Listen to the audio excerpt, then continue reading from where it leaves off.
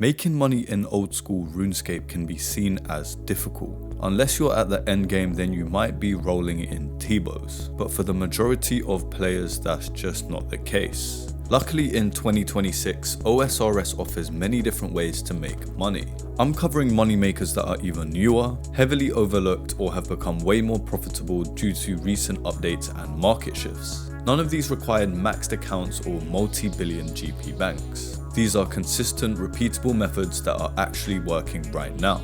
Making money in RuneScape isn't actually that hard anymore. What is hard is keeping it. You see it all the time. Someone grinds Vorkar for 10 hours, makes 40 million GP, then immediately blows it on a marginal gear upgrade or worse. The players who are actually rich in this game aren't necessarily the ones that are doing the absolute best money makers. They're the ones who understand a few key concepts that most people overlook. I'm not saying you should always do an intense method, because burnout is real, and this is a game to have fun, not a job. But be aware of what you're sacrificing. If you spend 10 hours doing something chill that makes 500k an hour instead of something that makes 2 mil an hour, you've essentially lost 15 million GP. On the flip side, some players get so obsessed with maximum efficiency that they forget to actually enjoy the game. Before we begin, if you want to enter the Bond giveaway, make sure to subscribe, like this video, and comment anything you want down below. Maybe let me know what you're doing as a moneymaker right now.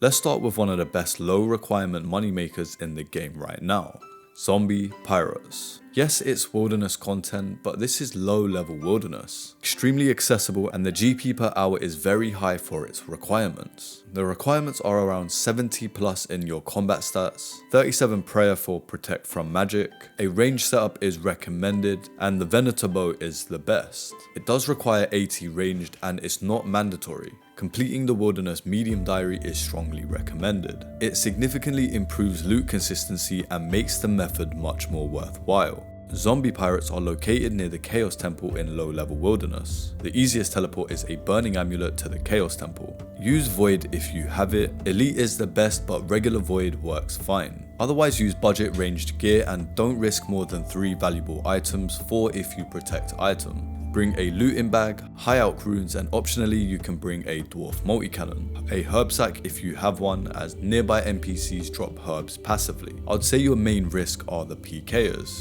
Tele blocks can happen, so be ready to run south, tank damage, or world hop. The risk is real, but the profit justifies it. Speaking of, on a budget setup you're looking at 1.5 million GP per hour, with max efficiency setups at 3.5 to 4.5 million GP. And around 150 to 200k ranged XP per hour. For how early this is accessible, that's insane. Now let's flip completely to something chill. Tanning Dragonhides with the tan leather spell is one of the best low effort moneymakers in the game. The requirements are Lunar Diplomacy, 78 magic, and the Lunar Spellbook. Your bank standing and casting tan leather. That's it. You can get a fire staff and a rune pouch with astral and nature runes. Always check which hide is profitable before starting. Most of the time it's black Dragonhide, but margins change daily. Make sure to slow buy and slow sell everything, as instant buying destroys profit. Only cast a spell with 5 or more hides, as casting with fewer wastes runes. Withdraw 25 hides per inventory for best efficiency. The profit is over 1 million GP per hour, and around 120 to 130k magic XP per hour. For something you can do while barely paying attention, that's pretty good. The Wilderness Agility course is one of the most slept on moneymakers in the game. It requires 52 agility and 150k GP to unlock loot rewards. The location is in the deep wilderness. The fastest access is an Ice Plateau teleport or the Wilderness Obelisks, or you can run from the Edgefield lever. I would say to use some cheap tank gear. Some black Dragonhide will do. Bring a looting bag and some blighted food. If you're good at anti-PKing, I'll definitely say to gear up for that, but for most people would just want to run.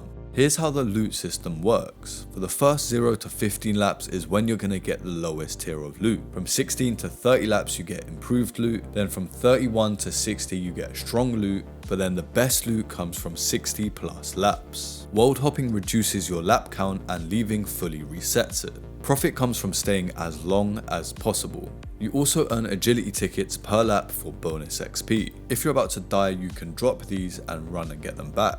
A good way to try escape is running to the ladder and then going up and down it until you can log out. It takes some getting used to of being aware and knowing how to get away, but you'll definitely get the hang of it. There are mass worlds that happen all the time, and this is a great way for surviving while you're trying to run some laps. In the early tiers you're probably getting around 1 million per hour, and then with the higher tier you're definitely getting 2+ million per hour, and you're getting around 55 to 60k agility XP. It's definitely risky but very rewarding.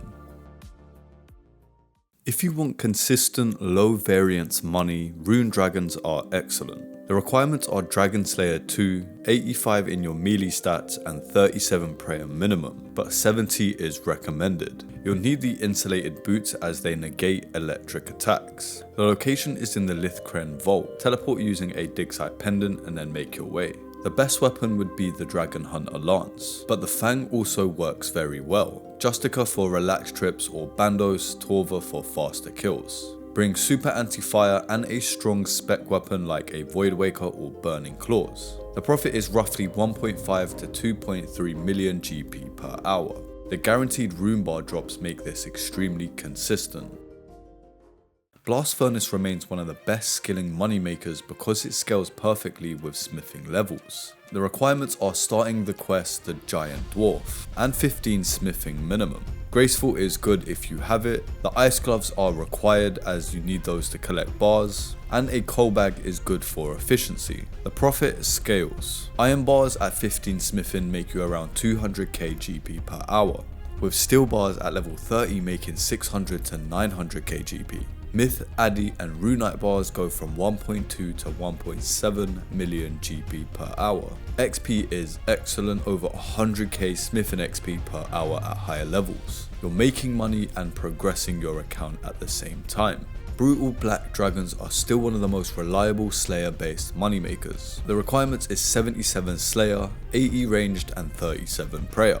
The location is in the catacombs of Korend. Teleport using the Zarek's Talisman to the Zarek's Inferno. The best setup would be the Bofa and Crystal Armor, then the Dragon Hunter Crossbow and Void Armor. Bofa is usually slightly better overall due to consistency. Budget options still work, they're just a bit slower. With budget gear you're making over 1 million GP per hour. With strong gear you're making 1.8 to 2 million GP. Very stable, very safe, very consistent. Pick methods where you won't burn out on, and remember consistency beats gambling on rares. Thank you for watching the video. Tap the video on screen if you want to see the best early game goals in OSRS. I hope you're having a good day, and until the next one, peace.